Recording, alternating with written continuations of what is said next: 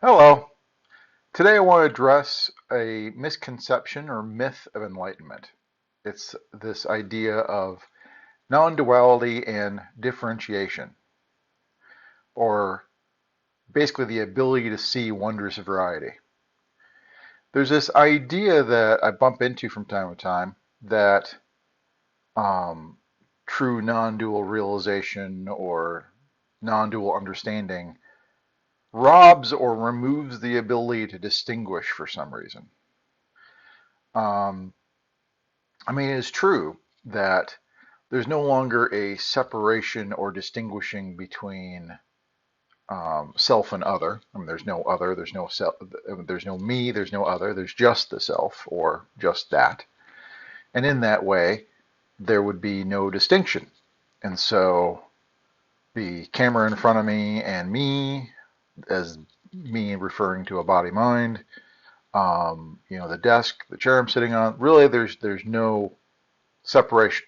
They're not unique entities in and of themselves. They're not separate beings. There's just that. The one thing is, poetically talked about, but even oneness is not quite right. Now, so many people will say, well, how can that be? If it's non-dual, something can be one and yet still have variety. Differentiation between that variety does not mean it's not one.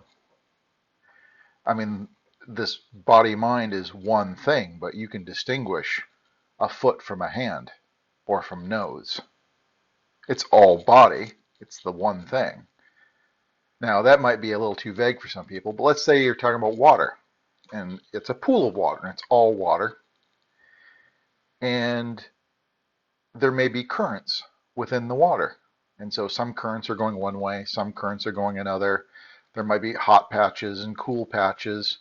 It's all water, but you can still distinguish variation and variety within itself.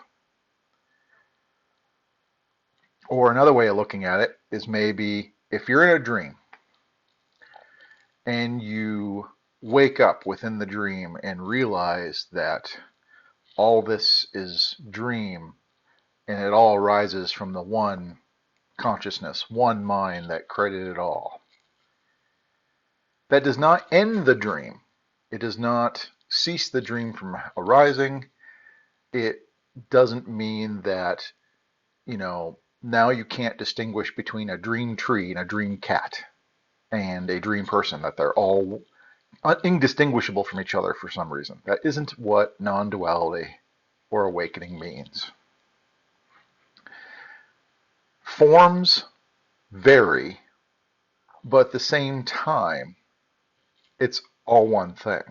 There's a classic Indian analogy where they'll say, if there's a gold plate and a gold cup and a gold ring and a gold chain, yeah, the forms may vary, but it's all gold. It's all one thing. And these are all just pointers. So I'm just kind of firing pointers at you to try to get the point across. But basically, non-duality and differentiation, or variance of appearance and perception, does not contradict non-duality. They are not mutually exclusive things. Now, I've said time and time again, what is non-duality? This has always been non-duality. It's always been the case. The mind separates artificially. The separation doesn't really exist.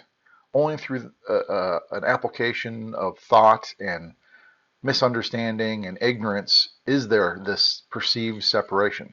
It's only perceived separation. There actually is no separation. Non-duality already is the case. And so if you can distinguish a cat from a dog, from a tree, from a person, why would that suddenly end if you realize that they aren't separate beings in of themselves? It doesn't make sense. Also, it makes it really dangerous. That means someone who, if you said, non-duality, realizing non-duality means you can't distinguish. Well, that means, you're no more than, in Buddhism they would call a stone Buddha. You would no longer be able to distinguish anything. So you wouldn't be able to cross the street safely because you can't distinguish a lamppost from an on-moving car. You wouldn't be able to eat because it might be a rock instead of a dinner roll.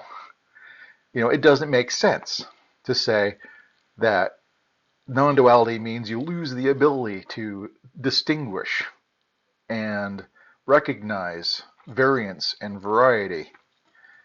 And as I said in the beginning, it's seeing wondrous variety. This wondrous variety doesn't end. What ends is the perceived illusion that in this variety there's separate beings. And that's the difference. And it makes all the difference in the world. Thank you.